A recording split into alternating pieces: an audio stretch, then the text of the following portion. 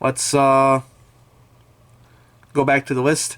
I also added in the Josei the Tiger movie because I realized that came out in theaters here in the summer. So let's go to the randomator and see what we got. How many shows do we have left?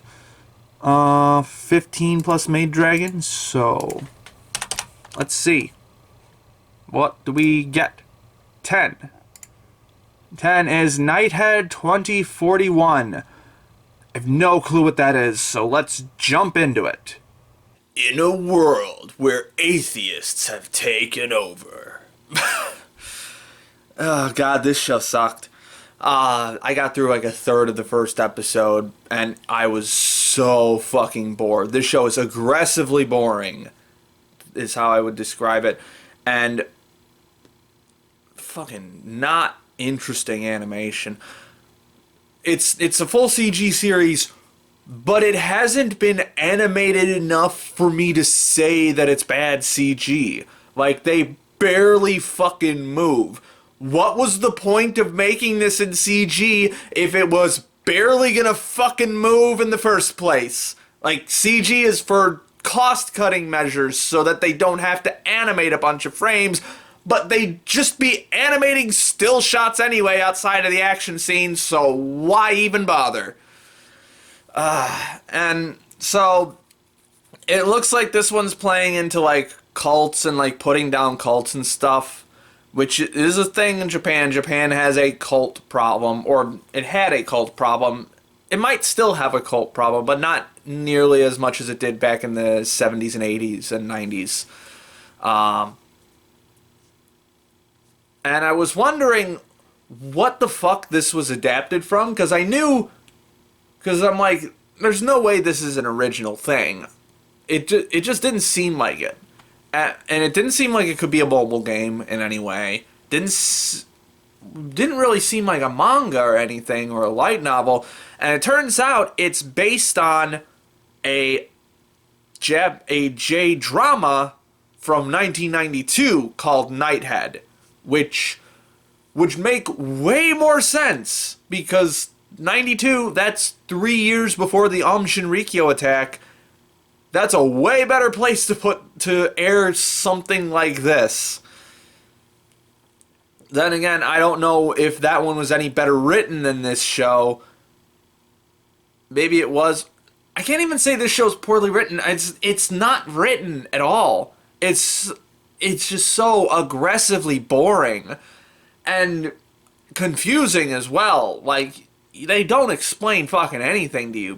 They barely explain anything to you. Like, I understand show don't tell, but you can tell a little bit. You can tell a little bit. Like, there's at one point, I didn't even know, like, at one point, this is the point where I dropped it, like, 2 characters get transported somewhere else by some weird supernatural force. And the only reason I know that when we cut to a different place that they were the same characters is because the guy referred to the other guys the same name that he referred to him as before they got transported. Because both of their helmet, like, they got these weird cybernetic cop outfits that are simultaneously over-designed and boring to look at.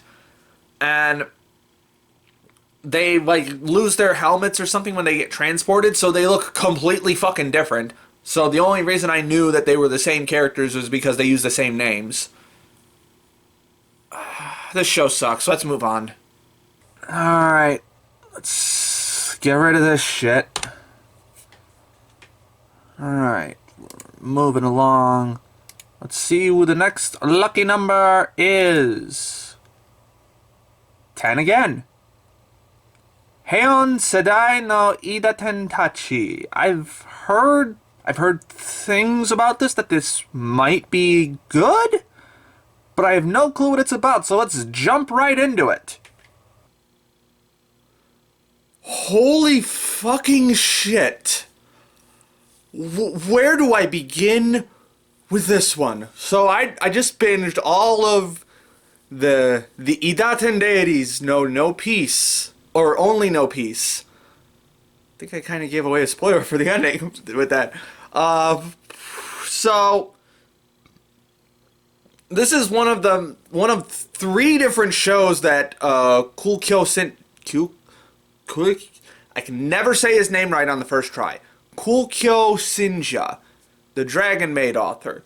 This is one of the three shows that he had something to do with this season. It was Dragon Maid, this one, and then like Peach Boy Riverside or whatever it's called. Now, turns out he was only the illustrator for... Okay, gotta back up. So, originally, this is based on a web manga by someone whose name I can't remember, but the manga went on hiatus in 2016, and then it was rebooted as a regular manga in Young Animal, which is the magazine that Berserk ran in, with Cool Kyo Sinja as the illustrator. And so now it's been adapted into an anime by MAPPA with Hiroshi Seko on fucking screenplay. If you don't know who that is, he did the screenplay for Attack on Titan, Jujutsu Kaisen, Mob Psycho 100, these Banana Fish, these like fucking titans of shows that people praise for like their scripting and stuff. He's a big name in anime screenwriting. I should have looked up who the director was, but honestly, I don't think he was quite as important in this case, aside from putting everything together. Where the fuck do I begin with this one? Holy shit. It's also a Noitamina block show, which is a block of TV programming in Japan that's dedicated specifically to anime. It's aimed at non-anime fans. This is not a show I would have picked for Noitamina. But I'll be honest, I fucking love this show. I love it. Ends on a cliffhanger, unfortunately, because the manga's still ongoing. But, oh, holy shit. Okay. So, I love how the show gets dark. The show gets fucking dark, but it also has this slapstick edge to it, so the dark... I'm not going to say the dark doesn't settle in, because the last, like, 5 minutes... The last, like, 5 or 10 minutes of the final episode are fucking grimdark, but not edgy, because they're presented very matter-of-factly. It's just presented as the natural consequence of what's happened in the story so far, and the bluntness of it, I think, keeps it from being edgy. This is not an edgy show, but it's fucking dark. To illustrate what I mean by that, the first episode ends with a rape scene, basically. Yeah.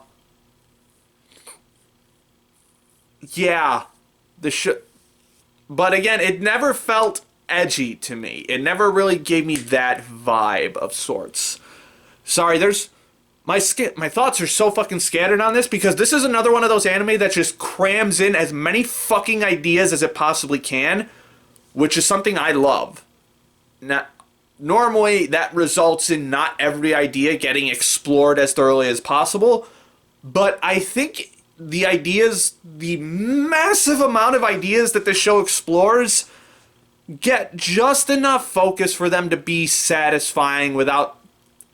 Like, they could have definitely gone more in depth. This series could have been twice as long, but also the pacing is so fast and makes the show so bingeable that I feel like dragging this out anymore would have made it a bit more of a slog. This is a very tight, very fast-paced show, and that is definitely one of its strengths. There are definitely some ideas that I think could have been explored a bit more. Like, it really speeds through some of the plotting and how the villains or the heroes get the upper hand in this. I shouldn't even really be using... Well, no, I should be. There's a lot of moral ambiguity in this show. A whole fucking lot of it. And like, there's very obviously a good guy and a bad guy, but the good guys do some real heinous shit sometimes.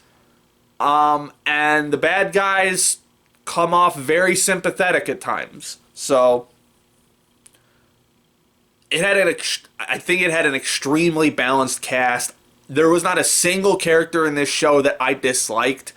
Even the nun who is like throws a hissy fit every time something evil happens in front of her. Like, the characters immediately put her down for her hypocrisy, and eventually she comes to a point. Well, even no, she doesn't even. At the end of the show, she realizes that she still doesn't have the answers to what she seeks, that she's not fully satisfied with the answers she's given, and she's just kind of stuck hating what she's seeing. This is there are so many ideas in the show. There's like a 5-minute scene, probably not even that long, that touches on like a shut-in character, and the way one of the characters talks about her is just so blunt and to the point, and like this character only exists for like 5 minutes at most, but it's stuck in my brain the way that they talk about this character, about how her life is basically pointless to the other, not to her, but to the other people around her. That was interesting. I don't necessarily agree with a lot of the messages in this show, if it has a message at all, because, again, we're still deep into the story. It ends on a massive cliffhanger of grim, dark awfulness, but I just enjoyed the dozens of ideas getting thrown back and forth with each other. Although, this is still a cool Kyosenja attached project, so I'm gonna be honest with you. There is pedophilia in this show. Like, not implied pedophilia, not attraction to a lolly or anything. There are straight up adult women fucking like 9-year-old boys on screen. So if that's not your deal, understandable. This show is not for you. Made me very uncomfortable. I understand why it exists in the show. It's actually brilliantly sick why it's in the show. But holy shit, they're fucking little boys. Okay. Ooh. I wonder if YouTube's gonna pick up that sentence and just fucking give me a strike for that for community guidelines. Holy shit. This show's gonna give me a strike.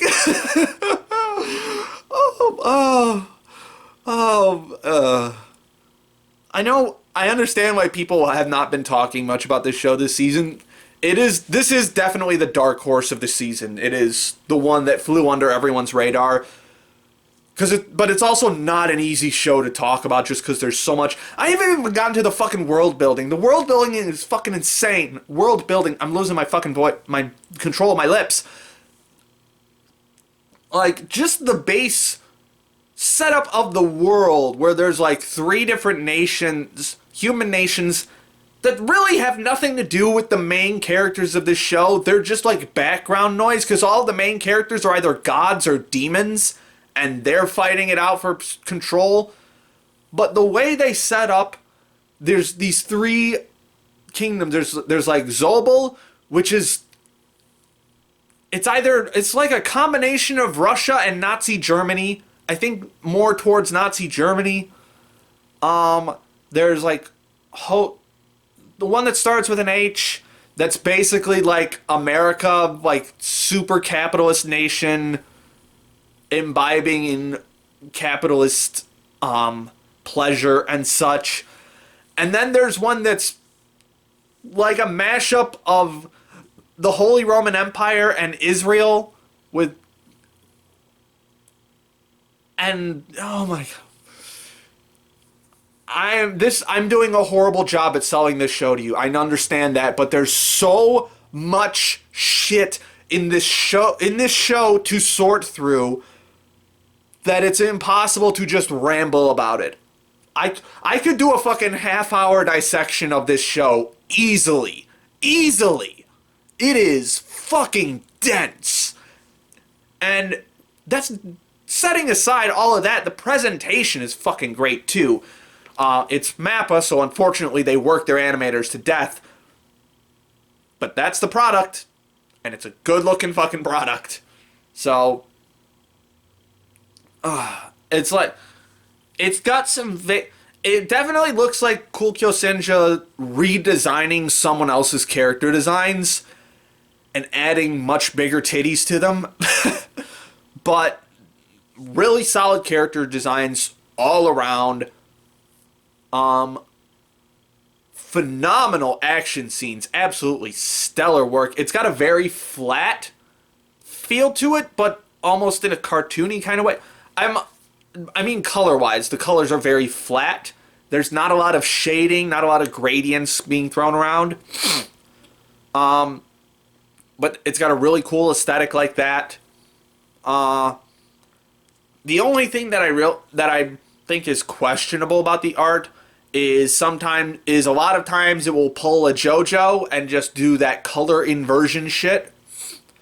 Sometimes it looks cool. Sometimes I can't really see the motivation behind doing it in that specific moment. But it hit and miss with that one. There's so much character building in this show. There's so, like, Hayato, like, who's sort of the main character. He's like the main fighty boy. Just really liked his character in this.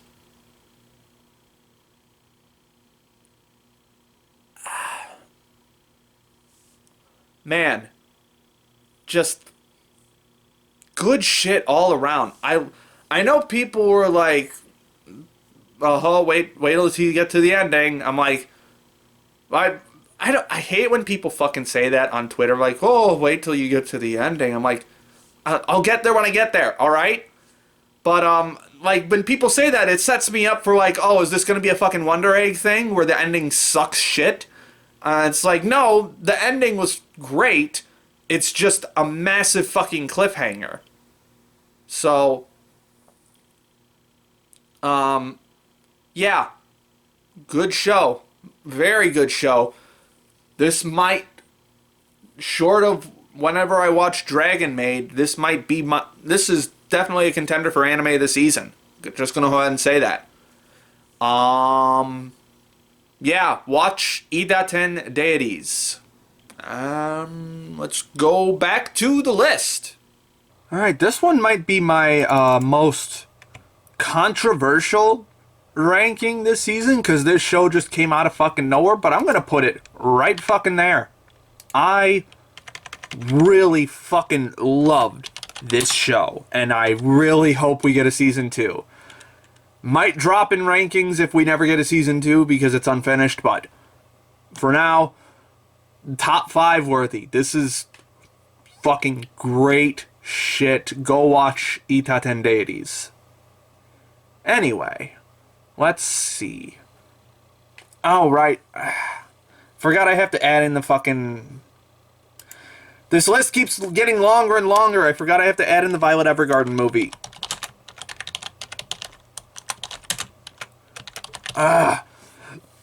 Will I never know peace? Anyway, let's... What do I have left? Where'd it go? 14 shows left. Let's drag you over. And what's our lucky number? 3. The Case Study of Vanitas. Alright. Been a while since I've seen a Bones show. Like, actually, the last Bones show I watched was fucking Skate the Infinity earlier this year. So let's watch The Case Study of Vanitas. Alright, well, I got 9.5 episodes into Case Study of Vanitas. And you might think, why not just finish the series off at this point? Something sunk cost fallacy. But, I realized at this point, I'm like, what exactly am I looking forward to? Because, like, all of the stuff that I liked about the series in the beginning is pretty much over. What? So this is a vampire series from the same person who wrote Pandora Hearts, and it's animated by Bones, and it's directed by the person who did most of the seasons of Monogatari. So on the animation side of it, at least, I should really like what I see. And I definitely do. This is a very pretty looking series. A lot of fantastic art direction. It still has those Bones quirks that Takuya Igarashi has embedded in this studio. That wacky action nonsense, wacky comedy nonsense.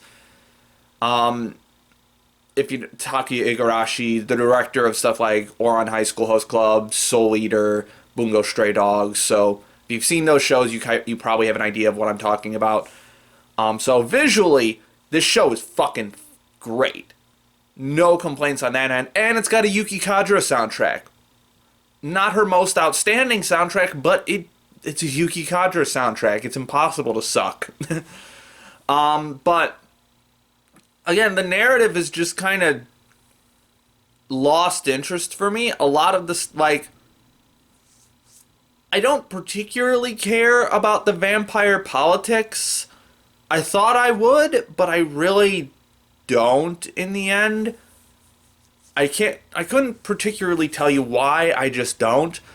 I really like the main character, Noe. I think that's how you pronounce it, but, and fucking loved his backstory in episode 5, which weirdly enough had a content warning on it, and even though the gore in it wasn't as much worse than other stuff that already happened in the series.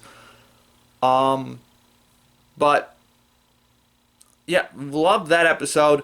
Love his quote-unquote fiance / childhood best friend, who I described on Twitter as the Dami Mommy childhood friend GF. She's great. Love her. Don't care for Vanitas that much. I understand that he's supposed to be morally gray of sorts, but he's also just not likable as a person. I don't find him that interesting. And episode 10, which is the one I dropped it on, is really trying to make him interesting. And in theory it should work, but there's just not enough building blocks along the way for this tragic backstory reveal to work for me. Also, he full-on sexually assaults someone, and they paint it as like a good thing. It's a really the visuals of it made it look like this was a good thing that he was doing for this vampire who is so desperate to drink human blood and such. And he just full on comes onto her, makes out with her without her consent, declares his love for her, and basically kind of and just refuses to let her say no. Now, if it turns out he's just using her as a pawn, which it seems like he's doing. Shit. That season. Yeah, I understand that he's not supposed to be a nice character, but that was I did not particularly enjoy that, especially with the way they painted it as being like this the character he assaults enjoying it in the end. Was not a fan of that. I'm growing less and less tolerant of this kind of stuff in anime just because it's not funny and it's not interesting. If consent was involved, it would have been sexy as hell because, again, the animation is fucking great and the character Jean is really fucking cute, but it just don't work for me. It just don't. And also there's this thing in episode 6 where they sort of like undercut your expectations, like it's sort of like a mini plot twist kind of moment. But thematically it undercuts things as well. Like, it really goes against a lot of the character build up for Noe and how he viewed Vanitas thematically, and so it became much less interesting afterwards, especially because it was so sudden.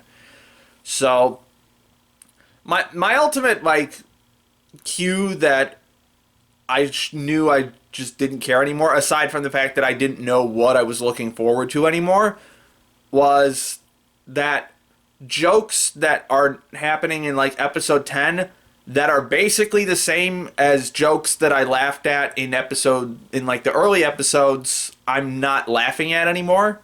I'm just kind of bored. Yeah. If I finished this, it'd probably be like a 5 or a 6. Probably lean towards 6. It's fine, but I'm just bored. I'm just bored at this point. So let's move on. Alright, we're going to take Vanitas off the list. I also realized that the Violet Evergarden movie came out in October on streaming services, which is how I'm judging what season to put this in. So I'm only going to get to that if I have time. In any other case, I'll save it for the end of the fall season. Which will be like 4 months from now. But anyway, moving on. So what do we have? We have 12 shows left. Actually, it's more like 10 shows, 2 movies, and then Maid Dragon. So let's pull this out. So we're down to 12. Let's see what the lucky number is. 11. HameFura Season 2. Alright. Let's jump into it. Alright, just finished all of Season 2 of HameFura, My Life as a Villainess. It was okay. It was good. Now, this is one of the rare instances where if you go on my anime list, normally a sequel will have a higher rating than the first season. Because it typically has the better content in it. It has more of the late game content in it where everything is building up towards something. And B, the people who didn't like the show didn't watch the second season, so the rating naturally goes higher. This is one of the rare instances where the rating for the second season is actually lower than the first season. It's not super rare, but it does happen much less frequently than the former. So I'm sitting here going, why is this one rated so much lower? And upon finishing it, I think it's pretty evident why this one is rated lower. The long story short is there are two reasons why this one is not as solid as the first season, which I really liked the first season. I was just super in love with everything about it. But this one, it had 2 things about it that really didn't catch me as much. The first is that there's really not a whole lot of structure to it anymore. Like the first season, it's all about Katarina trying to avoid the doom flags and the death flags and stuff so that she, as the villainess, doesn't get killed or exiled or anything. So there's very much a goal to everything that's going on. And it has a natural progression towards a conclusion. It's a much more easy to get into structure. Not a naturally better structure. I don't think there are structures that are naturally better, but it's a more... For this particular story, it works a lot better. In the second season, she has achieved the friendship route, so like all the doom flags are gone, so there's not really any of that for her to worry about anymore, so it basically just devolves into a series of short stories, some of which get decent amount of time, because this is late game light novel stuff where where chapter-long stories aren't really as common anymore. We get like multi-episode stuff now. Like the first 4 episodes are basically are probably 1 volume. The last 4 episodes are probably 1 volume, and then there's stuff in the middle. So there's some longer arcs in it, but it doesn't have quite the same push as the first season. There's not a lot of direction to it. And the second reason why this one doesn't hold up quite as well is it takes out a lot of the elements that made the first season good in certain arcs of the story. Like, in particular, the last episodes 9 through 11, where Keith gets kidnapped.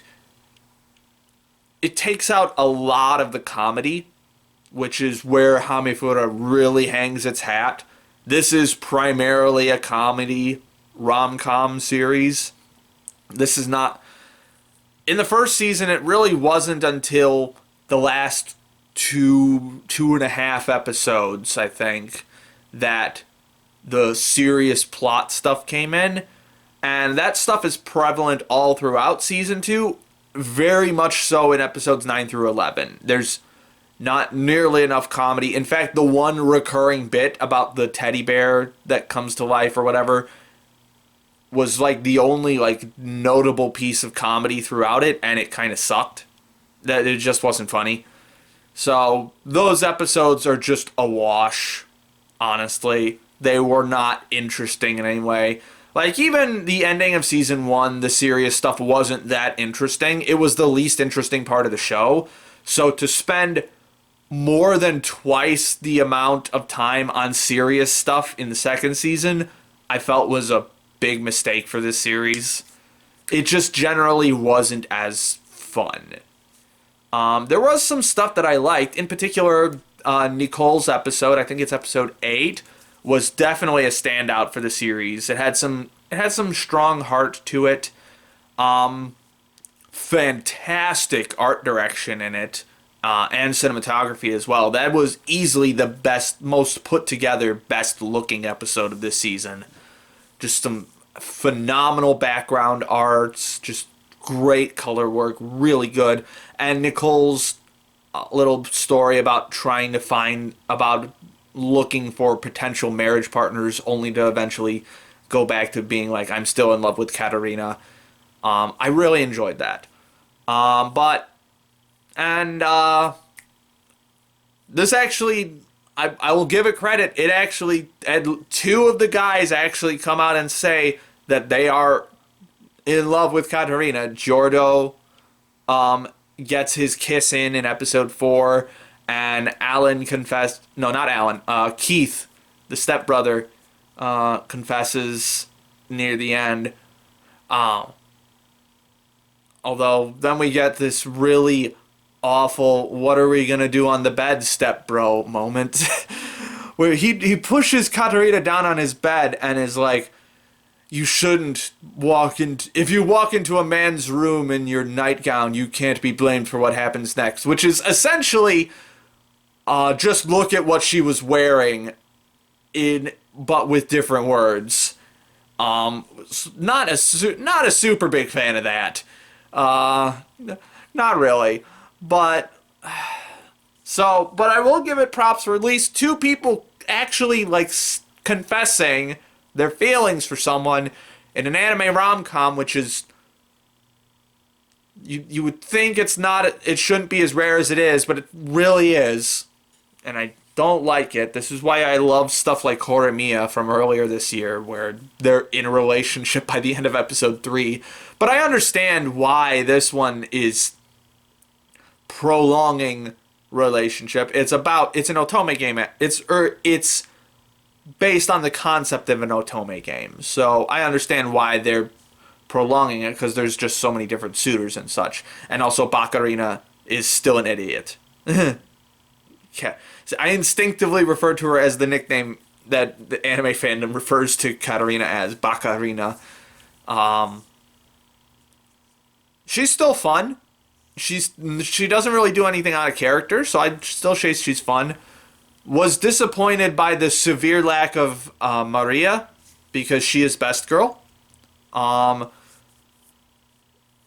there were a few bits where I thought Saori Hayami's acting for her wasn't quite up to par, but yeah, I just wish there was more of her.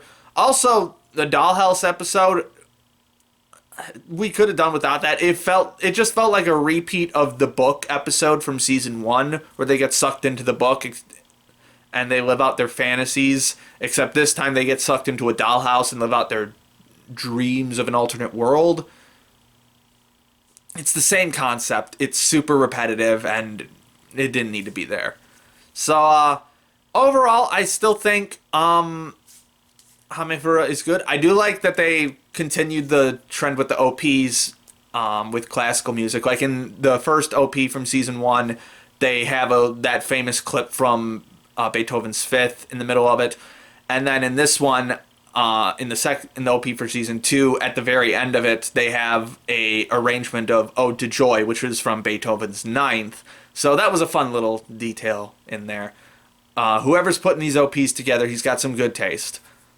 Very basic classical taste, but I mean, it's fucking Beethoven. He writes good shit. Yeah. Overall, it is definitely a step down from the first season. I still mostly enjoyed it, but there was definitely a much larger portion of episodes where I was just kind of bored. And the comedy just wasn't as strong. So, I'm gonna cross that one off. You might have noticed already on this channel that I put together, that me and my sister did a review of season 1. We're probably going to come back and do season 2 eventually, so you'll hear me talk about this more then.